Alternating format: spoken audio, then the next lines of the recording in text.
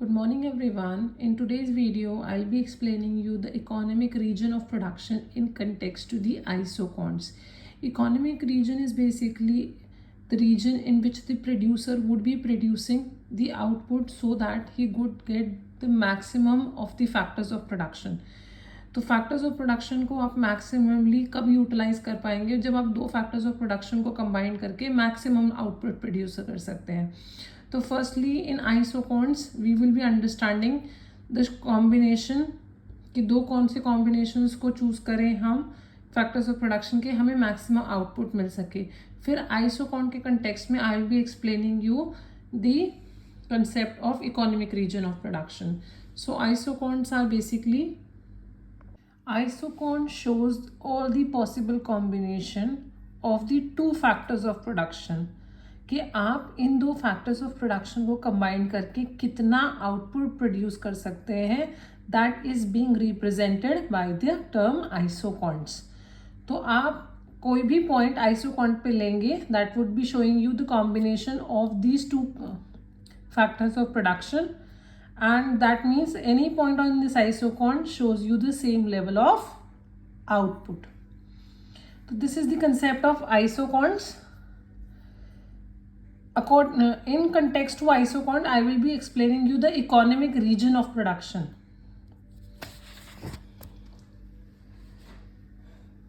तो जैसे कि मैंने आपको बताया कि isoquants are negative sloping curves. They do not intersect and are convex to the origin. ये आपको जो आइसोकॉन्स है उसकी शेप वेरी क्लियर होगी कि आइसोकॉन्स हमेशा आपके नेगेटिव स्लोप होते हैं, नॉन इंटरसेक्टिंग होते हैं और कॉन्वेक्स टू दी ओरिजिन होते हैं. जितना हायर आइसोकॉन्ट होगा that represents the higher level of production. तो जितनी हायर आइसोकॉन्ट होगा दैट विल बी रिप्रेजेंटिंग कि आपकी प्रोडक्शन भी उतनी हाई हो रही है.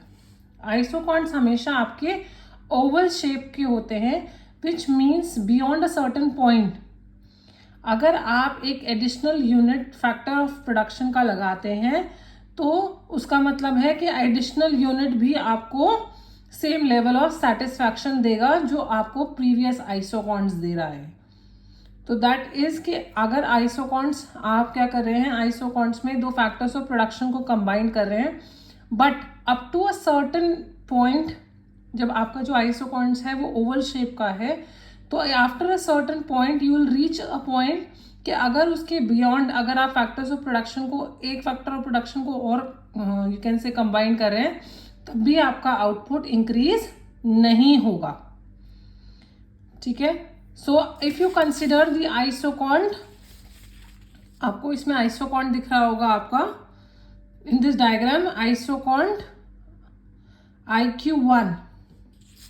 तो this IQ1 isochron basically आपका आइसोकॉन रिप्रेजेंट कर रहा है.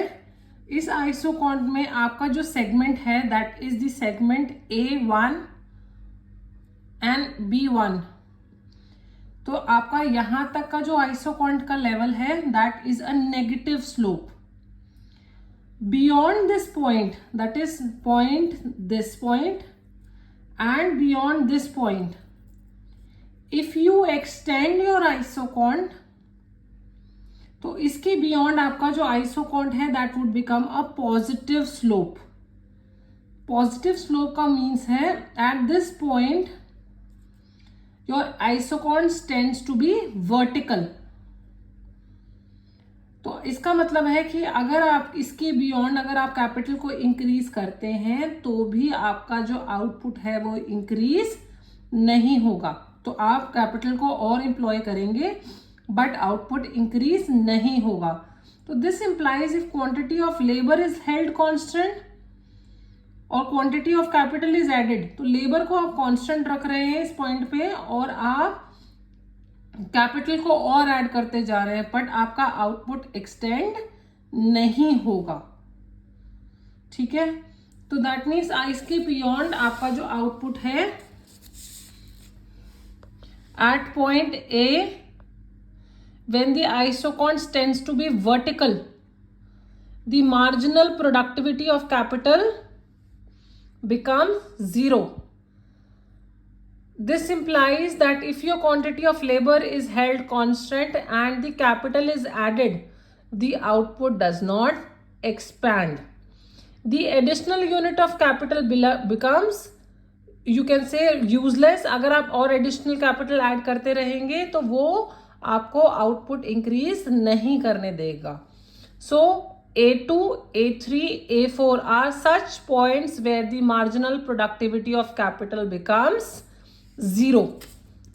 तो इस डायग्राम में आपको दिख रहा होगा कि after this point A1, A2, A3, A4, तो ये आपका हायर आइसोकॉन्ट्स आपको हायर आउटपुट दे रहा है. आफ्टर दिस पॉइंट अगर आप कैपिटल को इंक्रीज करते हैं बट आपका जो लेबर है दैट बिकम्स कांस्टेंट, तो आपका आउटपुट इंक्रीज नहीं होगा. And that is why your marginal productivity of capital becomes 0 at this point. Here the capital has substituted for labor to a maximum extent. इसके extent beyond extent आप अपना output नहीं बढ़ा सकते हैं. ठीक है, तो this is known as the capital ridge line. By the locus of point A1, A2, A3, A4 को आप जब join करेंगे तो you will be getting the capital ridge line and where your marginal productivity of capital is 0. तो इस point पे ये आपकी क्या बन गई है, ये आपकी बन गई है capital ridge line. Your marginal productivity of capital is 0. At this point your marginal productivity becomes 0. Similarly जब आप लेबर को देखेंगे एक्स एक्सिस पे, तो एक्सिस, तो ये जो आपका एक्स एक्सिस है इस पर अगर आप देखेंगे तो this would be similar B1, B2, B3, B4. इसके बियॉन्ड अगर आप कितना भी लेबर को इंक्रीज करेंगे बट आपकी कैपिटल कांस्टेंट रहती है, and this will be your labour ridge line and your marginal productivity becomes 0 at this point as well. So you can say similarly the labor ridge line is formed by the locus of the point B1, B2, B3 and B4 in isocont mapping where the marginal productivity of labor is 0. At point B1, B2, B3, B4, the isocont tends to be horizontal parallel to the labor axis. तो आपका यहाँ पर जो isocont है after this point B1, B2, B3, B4, your isoconts की जो shape है वो कॉन्वेक्स की जगह पैरेलल हो जाती है. दैट इज वाई इसके बियॉन्ड अगर आप प्रोडक्शन करेंगे तो प्रोडक्शन बिकम्स 0. मतलब प्रोडक्शन इंप्रूव नहीं होगी आप कितना भी कैपिटल को या लेबर को इंक्रीज करेंगे. Okay, on the vertical stretch labour input becomes reluctant and makes no contribution to the output. आपका आउटपुट अब नहीं बढ़ेगा.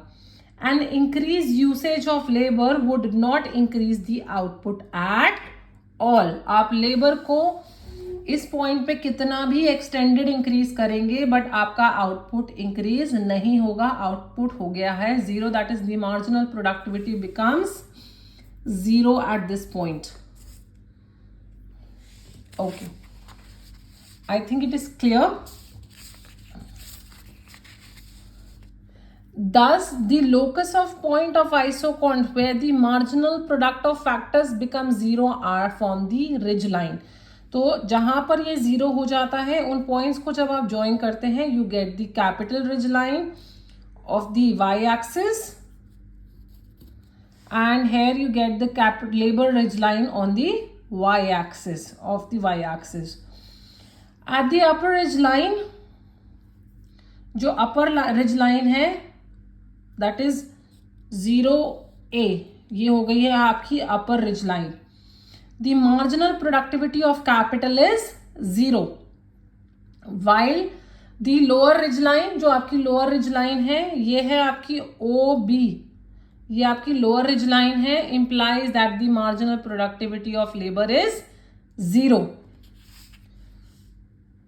आई think it is clear up to this point कि इस पॉइंट के बियॉन्ड आप प्रोडक्शन को जितना भी इंक्रीज करना चाहें, इंक्रीज नहीं हो सकती अगर आप कैपिटल को कितना भी इंक्रीज करें, क्योंकि इस पॉइंट पे आपकी लेबर कांस्टेंट हो जाती है. कैपिटल को आप कितना भी इंक्रीज करते जाएं, आउटपुट नहीं आएगा. तो the production techniques are technically efficient only in the ridge line. Sorry, the production techniques are technically efficient only within this ridge line. So the region is also called as viable or economic region of production.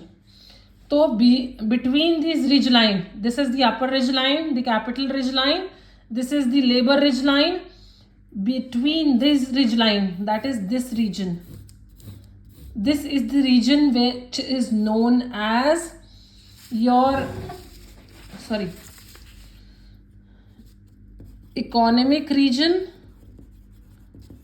of production, where the actual production can take place by combining the two factors of production. A profit maximizing business firm will definitely operate in the region lying between these two ridge line. Outside the ridge line, the marginal product of the factors are negative and the methods of productions are inefficient. So beyond this point, you become technically inefficient, as well as your methods of productions are also inefficient. So a firm will only be operating within these ridge line. This is 0A capital ridge line, 0B labor ridge line. Within this lies your economic region of production. I think it is very clear. If you have any doubt related to anything in my previous videos, related any doubt, you can comment on my post and I'll clear it out. That's all for this video. Thank you.